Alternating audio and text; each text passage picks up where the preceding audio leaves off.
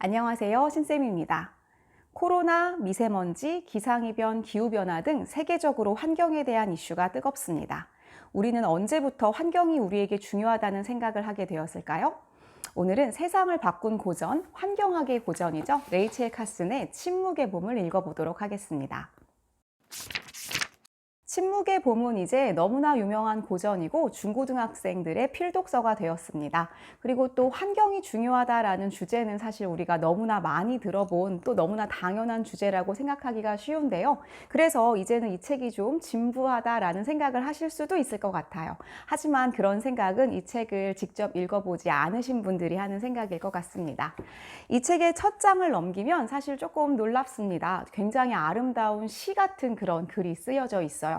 하지만 그 내용의 마지막이 너무나 비극적으로 끝나기 때문에 역설적으로 더 아름답고 비극적으로 느껴집니다. 그리고 이 책의 정말 최고의 매력은 문학과 과학이 결합되어 있다는 건데요. 그래서 그냥 진부한 마냥 교훈적인 책은 절대로 아니라는 걸 느끼실 수 있을 거예요. 이 책을 쓴 레이첼 카슨은 문학을 전공하다가 생물학으로 전공을 바꿨다고 합니다. 그래서 이 글을 읽다 보면 시적인 아름다운 산문이 이어지지만 그 속을 뒷받침하고 있는 내용들은 다 과학적인 사실들입니다. 굉장히 아름다운 과학책이에요. 하지만 내용은 단순하게 아름답기만 한 내용이 아니라 우리들의 현실을 굉장히 생생하게 고발하고 있는 그런 내용입니다. 이 책의 제목은 침묵의 봄이죠. 봄이 왔는데도 새가 지저귀지 않고 침묵하고 있는 굉장히 어떻게 보면 좀 끔찍한 그런 상황들을 묘사하고 있는데요. 그녀는 스스로도 이 침묵이 비겁하다고 생각했던 것 같습니다. 자신이 DDT에 대한 내용을 알게 된 후에 4년에 걸친 조사 끝에 레이첼 카슨은 이 책을 발표하게 되는데요. 굉장히 많은 공격을 받습니다. 특히 DDT 농약 회사들이 아주 그냥 인신공격적인 이야기들을 퍼붓게 돼요. 박사학위가 없는 여자가 쓴 글이다. 결혼도 하지 않은 여자가 쓴 글이다. 이런 수준 낮은 비판을 계속 들어가면서 레이첼 카슨은 자신의 생각을 발표를 하는데요. 책이 발표되고 굉장한 충격을 주게 됩니다. 당시 사람들은 DDT의 위험성에 대해서 전혀 생각을 하지 않았어요. 이 책을 읽고 있으면 하얀 가루가 그냥 하늘에서 쏟아졌다라고 되어 있습니다. 케네디 대통령은 관련한 자문회를 만들고 미국 의회에서는 환경과 관련된 법안을 만들게 됩니다. 환경에 대한 사람들의 생각은 침묵의 봄 이전과 침묵의 봄 이후로 나뉜다고 볼 수 있습니다. 그래서 타임지에서는 20세기를 바꾼 100명의 사람들 안에 레이첼 카슨을 넣었습니다.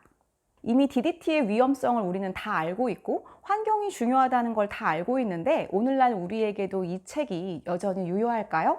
최근에도 우리나라에는 가습제 살균제 피해라는 아주 끔찍한 일이 있었습니다. 그리고 우리는 지금 현재 코로나 시대에 살고 있습니다. 코로나라는 새로운 질병이 환경 문제에서 시작되었다는 것은 모두가 알고 있는 일입니다. 그리고 이제 코로나가 종식이 된다 해도 또 다른 다양한 질병들이 이 환경 문제 때문에 나타날 것이라는 전문가들의 이야기들이 계속 들리고 있죠. 어쩌면 우리는 여전히 환경에 대해서 너무나 무지한지도 모릅니다. 그래서 레이첼 카슨의 열정적인 목소리는 오늘날 우리에게도 여전히 동일한 깊은 울림을 주고 있습니다. 이 책은 17개의 챕터로 이루어져 있습니다. 그 중에서 가장 인상적인 건 1장입니다. 1장은 문학적인 우화로 시작하는데요. 이 글 다음에 2장부터 이어지는 내용들은 상당히 과학적인 근거로 내용을 뒷받침하고 있습니다. 그런데 그 과학적인 내용을 서술하는 방식이 굉장히 문학적이고 시적입니다. 본인이 꼼꼼하게 조사한 과학적인 사실들을 근거로 삼고 있는 내용들이 굉장히 설득력이 있고요. 아름다운 문장과 좀 대비돼서 더 극적으로 다가옵니다. 중간에 있는 내용들을 목차별로 제가 설명할 필요는 없을 것 같아요. 너무나 유명한 책이니까요. 예를 들면 당충제를 아무리 많이 뿌려도 결국은 그것을 이기고 나오는 더 강력한 그런 해충들이 생길 수도 있다. 이런 내용들이 당시 사람들에게는 상당히 충격적이었을 것 같습니다. 오랜만에 책을 좀 직접 읽어드리려고 해요. 특히 아름다운 문장과 비극적인 내용이 더 큰 울림으로 다가오는 1장을 한번 읽어드리도록 하겠습니다. 미국 대륙 한가운데쯤 모든 생물체가 환경과 조화를 이루며 살아가는 마을이 하나 있다.